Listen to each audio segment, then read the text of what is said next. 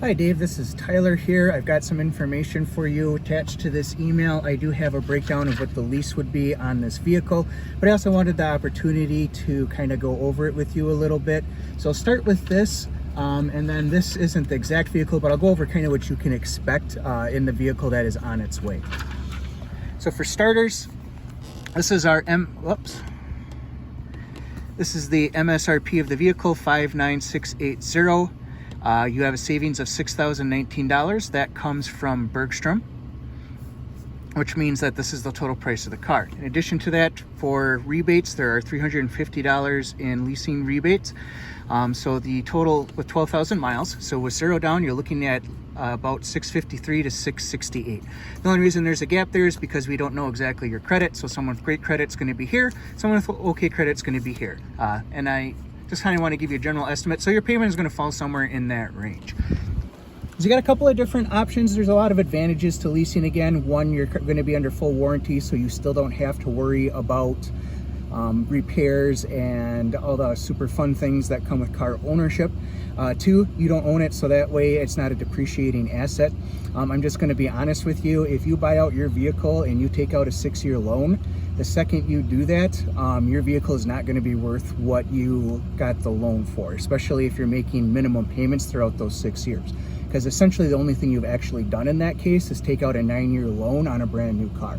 Now that's certainly an option if you enjoy your vehicle. You said it's about $30,000. Lease terms generally go to $36,000, so that's a little under, but I wouldn't say that's like $6,000, and the value of cars isn't really enough to change it. So the advantages of continuing to lease is a lower monthly payment. You're going to still have something that you don't have to worry about, and you don't have to care about negative equity. Negative equity is something that happens to almost everybody in the car business. Unless you put money down, you're going to have negative equity. And the problem with negative equity is, let's say 3 years down the road, your needs change and you no longer need this truck. Well, if you're flipped $3,000, you're going to have to come up with an additional $3,000 or roll that into your next payment, which is just going to build even further negative equity. A lot of people do that. It's not uncommon. So in addition to just giving you advice and helping you with a car, I'm really just giving you financial advice on how to buy a car, even if you do buy it out, without going into the negative equity or it just being a not ideal financial decision. So I just want to give you a little background of that and the use of continuing to lease.